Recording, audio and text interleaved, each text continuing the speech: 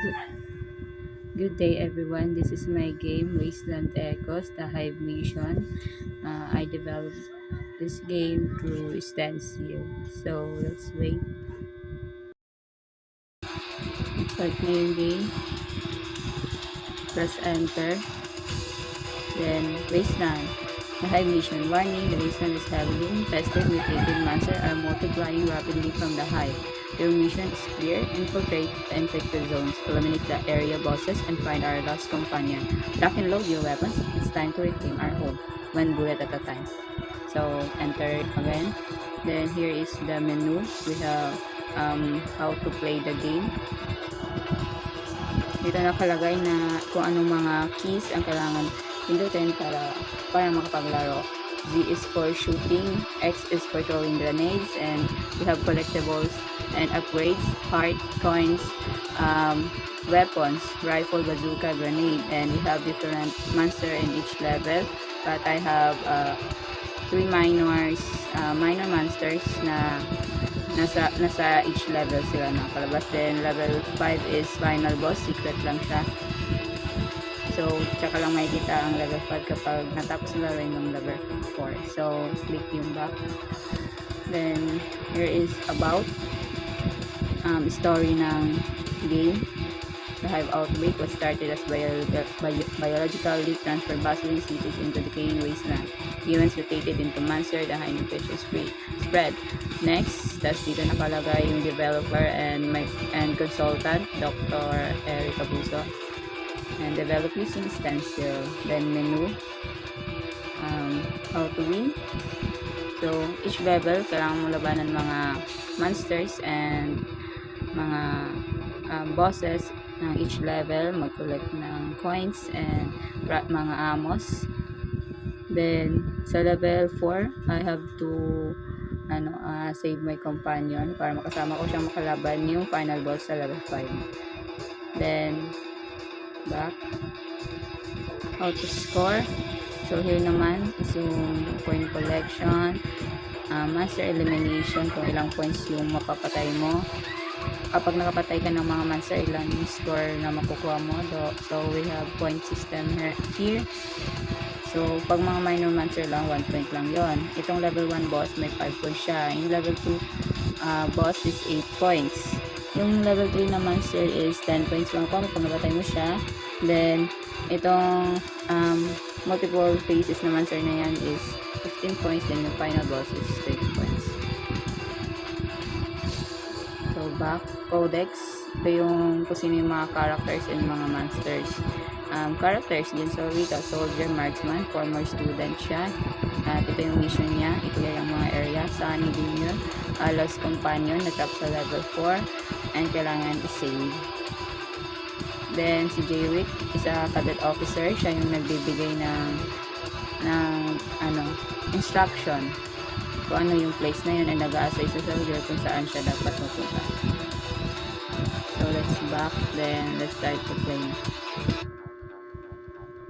So, here is the coins, skill score. Yung mga mapapatay mo naman sa ilang points.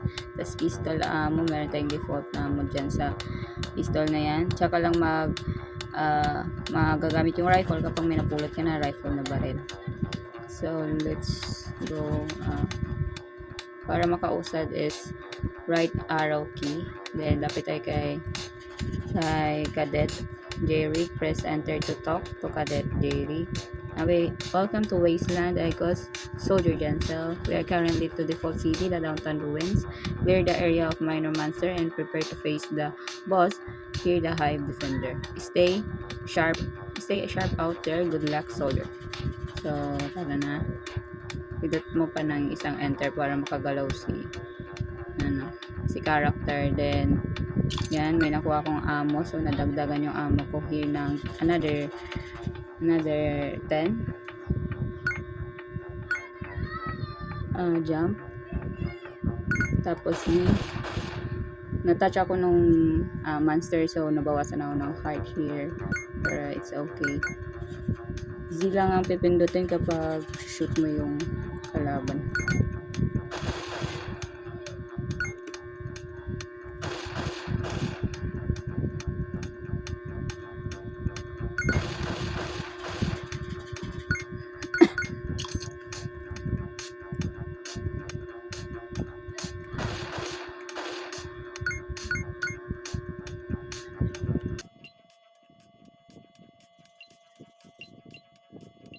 yung heart para madagdagan yung heart ko. Then another look box.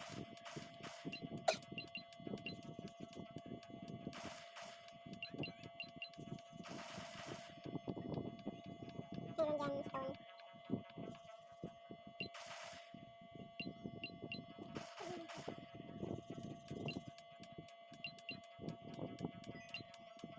Kapag nakakuha ka ng heart, hanggang din na lang yung kaya mo kuha ng heart.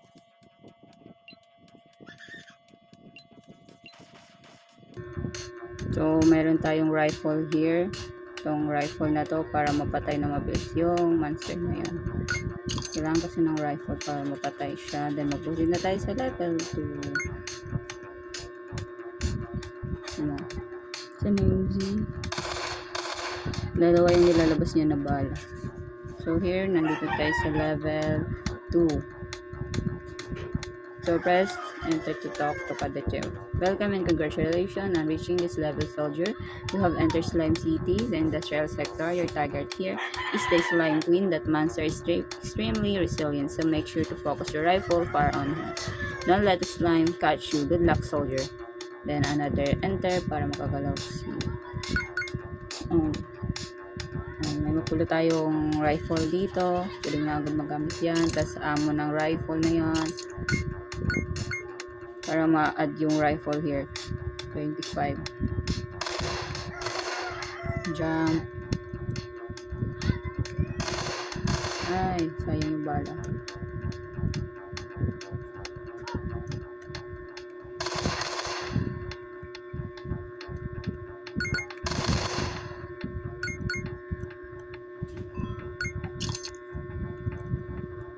Yung mga kalaban sa first level, makikita mo na rin sila sa each level.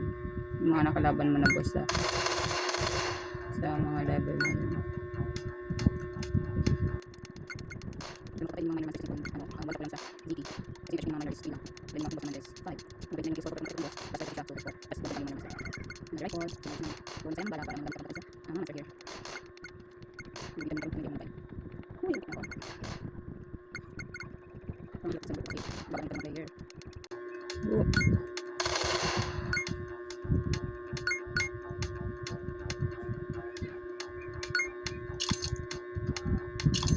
May secret level dito kanina. Wait lang. Pero ito na lang muna. Nakita niyo yung... Oy! Kailangan natin ilagan yan para dito tayo. Ay! Tagal na namatay.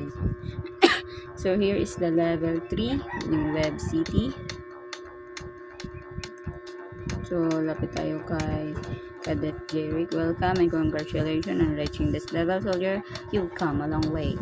We are now in Web City, the abandoned housing area. The boss waiting for you is the Bayou Spider Hive Tyrant. It has hard armor, so you will need your bazooka to take it down. You have another critical mission. You must locate and rescue Sandy Ruiz trap and aim for direct hit. Good luck, soldier. So, another gamit na tayo ng bazooka mamaya sa final boss. Ay, yung silver coin is nakaka-slow yun. Oh, mabagal siyang tumakbo. 5 seconds lang naman yun.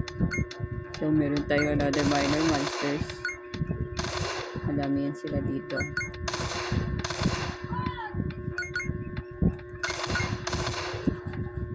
Lagan natin yan para hindi tayo na-slow.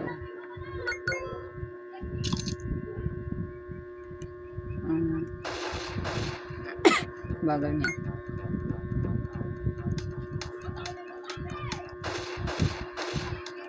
Masakit yung balak sa rifle. Hindi. Yung heart naman is nakakabawas yan ng life. Let's try.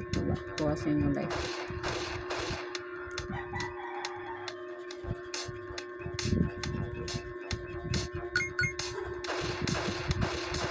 Uy, hindi ko nakakuha.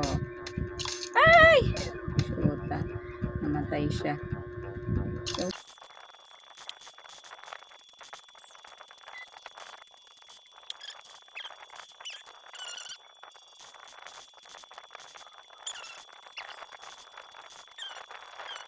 So, ayun na. Nandito tayo sa ano na yan, hindi natatablan ng rifle itong spider na to. So, kailangan natin siya ng basuka. Tingnan mo po, binaril natin siya. Tumatagos lang yan. Hindi siya natatablan. So, dapat yung basuka is 5 yung damage nun. Then, yung buhay lang nung monster is 10. So, 2 bala lang siya ng basuka, mateteg na siya. Lapit tayo kay Cadet Jerry. Welcome and congratulations on reaching this level. Soldier, we've entered the most dangerous territory. This is Rumble City, the Hive core area itself. You will face the terrifying Mindwood Hawk. But aside from eliminating the boss, is kailangan daw natin patayin itong mga monster and iligtas yung soldier sa level 4. Level 4 na ito eh.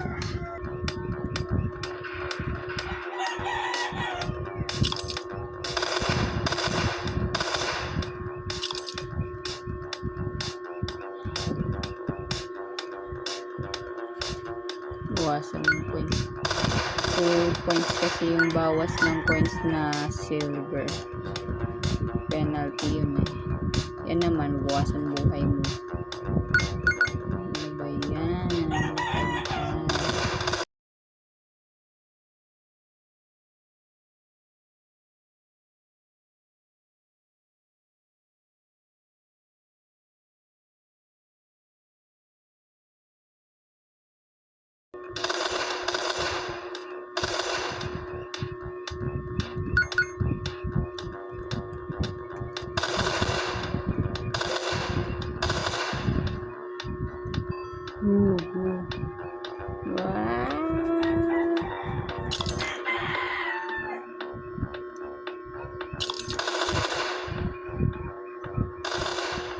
Wow. Ba? Kailangan mo lang bilisan. Dito yung isang NPC. Ay, rescue ko. Yun siya. Hey, thank you for saving me. Dahil yan, proceed na sa level 5. Siya, kasama ko siya guys. Tayo. Yun ang sumusunod siya sa akin. Let's talk lyric na. So, patalon din yan. Wee! Diba?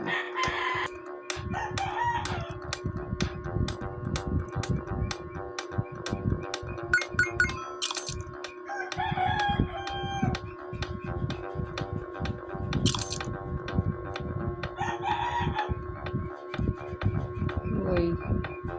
Ano kasi ako mabawasan buhay ko agad.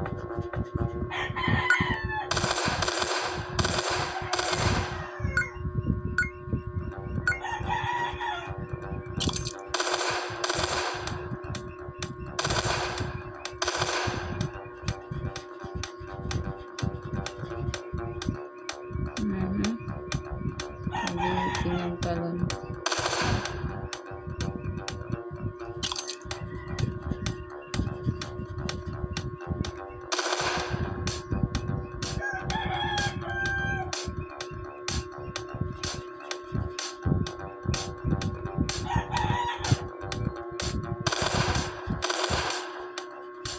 Kainis. Wala agad buhay ko.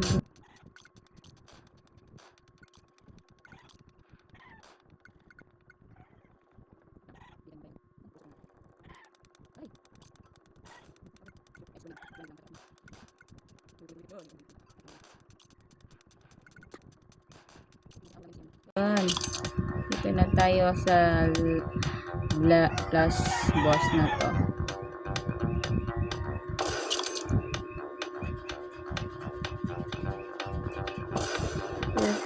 Uy. Uy, yes. Tamaan siya ng grenade. Ito na siya. Tapos na tayo.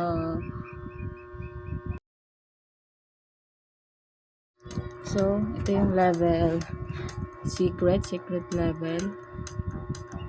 May NPC din dito. So, kailangan na natin patayin lahat ng mga monster na to para para makalabas sa level na to, and pag nakalabas ka sa level na to, magpuproceed ka sa level 3. So, hindi mo na kailangan patayin lahat ng master sa level 2. Parang ito ka na, parang diretso ka na sa level 3 kapag napatay mo mga monster.